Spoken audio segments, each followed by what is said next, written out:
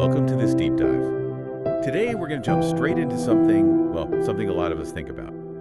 Financial freedom. What does it actually take to get there? And for this exploration, we're drawing from excerpts of Wealth on Purpose, Intentional Financial Freedom. That's by Joseck Wakwoma. Right. And our mission here really is to unpack the core idea from this source material, which is that thriving financially, it's not really about luck, not some accident. No, it's presented as something built deliberately, through choices, through actions, intentionality. Exactly. So we're going to look at what the source says is, really behind financial success. And crucially, what that might mean for you on your own path. Okay, so the source kicks off by tackling this really common belief, doesn't it? Mm-hmm. This idea that financially successful people, well, they just got lucky. Yeah, the classic stories, right? Inherited wealth, knew the right people, happened to be in the right place at the right time. It's an easy narrative, I guess. Here. Makes it feel out of reach sometimes. It does. It's pervasive. But the source, it pushes back pretty strongly right from the start. Its main argument is, pretty clear. Financial freedom comes from intentional living, not just random good fortune. Intentional living. Yeah. Okay, let's unpack that because the source defines it quite specifically. It talks about making decisions that maybe don't feel great right now, but they pay off down the line. Exactly that. It's about consistently choosing, say, discipline when impulse feels easier. It's about planning instead of just, guessing your way through. Prioritizing consistency over what's convenient in the moment. It's a proactive stance with your money. Not just reacting to whatever happens. Precisely. And that connects to another point the source raises, what I found interesting, that actually making the money, that might not even be the hardest part for a lot of people. Right. The real challenge, it argues, is keeping it and, importantly, growing it. And that's where it gets tough, isn't it? The source mentions this. Oh, absolutely. Life happens. Setbacks, unexpected bills, costs going up, maybe family emergencies, even just burnout from the effort. The source points to this as kind of the critical juncture where many people, understandably, lose that momentum. Yeah. Or just give up. So it's less about the sprint and more about the marathon, the endurance. That's a great way to put it. And the source really hammers this home. Financial freedom isn't some prize for the lucky few.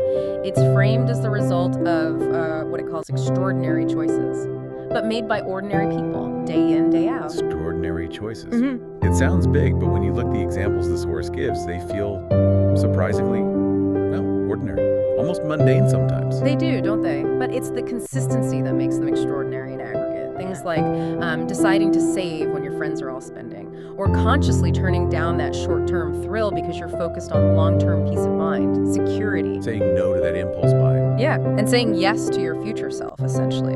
And I like that question the source suggests, asking yourself, how can I make my money work for me today? It shifts the perspective. It really does.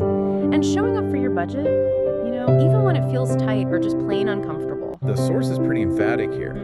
It says freedom is built in those everyday decisions, the small, quiet ones no one claps for. It's the accumulation, those consistent, quiet actions. And it's realistic, too. The source acknowledges that people who are financially free, they haven't had some perfect ride. Not at all. They've probably been broke.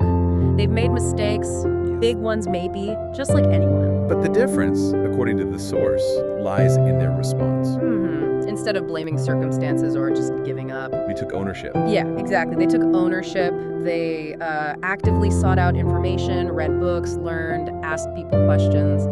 And crucially, when they stumbled, they tried again. They didn't wait for the perfect time either, did they? The source says they just started. Right where they were, with whatever they had. It wasn't about being perfect. It was about being persistent. Persistent, not perfect. That sums it up nicely based on the source.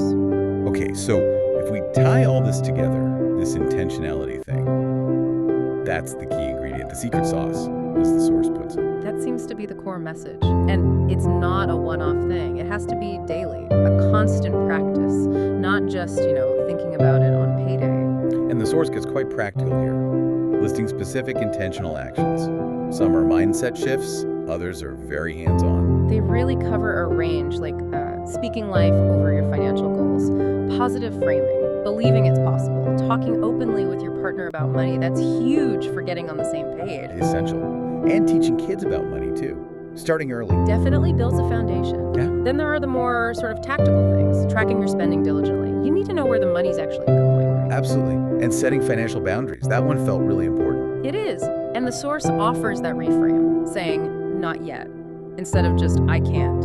Yeah, that shifts it from feeling deprived to making a conscious, timed choice. Yeah, it's empowering. It is, and it encourages you to dream bigger than just, getting by month to month, aiming for something more substantial. The source also talks about financial rituals, building habits around this intentionality. What kind of things does it suggest? Things like regular check-ins with your money, maybe weekly, just a quick look to see where things are, keep it top of mind. Also, starting the day with some gratitude for what you do have financially, shifting from lack to appreciation. That's interesting. And setting clear monthly goals for saving or investing. Concrete goals, yes. And celebrating the small wins along the way. Like paying off a small debt or sticking to the budget for a whole month. Exactly. Acknowledging that progress helps keep you motivated. These rituals help turn intention into habit, according to the source. And the author really emphasizes you don't need a massive salary to start building wealth. No. The core message is you need a plan. Yeah. A clear one. And then the willpower, the discipline to actually stick to it consistently. But life isn't always predictable. The source faces that head on. Curveballs will come. So how does it suggest dealing with those? The advice is pretty straightforward. Don't just abandon everything when things get tough. Don't retreat. Instead, see it as a prompt, a reason to, reassess where you are, maybe realign your strategy a bit if needed. But the key thing is, keep going. It loops back to that persistence. Right, so the ultimate picture the source paints isn't just about reaching a certain number in the bank. No, it's more about that feeling. Looking back, eventually maybe you're debt-free, you feel empowered, you have that sense of peace, and being able to genuinely say, I chose this. I worked for this. I built this. Yeah. Not, wow, I just got lucky. That contrast really drives the whole point home. Okay, so let's bring this back to you listening right now. The clear message from this source material is, financial freedom isn't passive. It's not something you just wait for. No, the source argues quite strongly that it's actively built through deliberate, consistent actions, often small actions, maybe unglamorous ones day to day. So if freedom is built in those small, quiet ones no one claps for, as the source says, then maybe the important question for you right now is this. What's one specific, small, intentional choice from all the things we've discussed, drawing from the source, of course? Maybe it's saying not yet to something you were going to buy. Or maybe committing to track your spending just for the next few days. Or even just setting aside, say, 10 minutes tonight for a quick money check-in. What's that one small thing you could choose to do today to consciously start building your wealth on purpose? Just one step, something actionable you can take right now. And just a reminder, these insights we've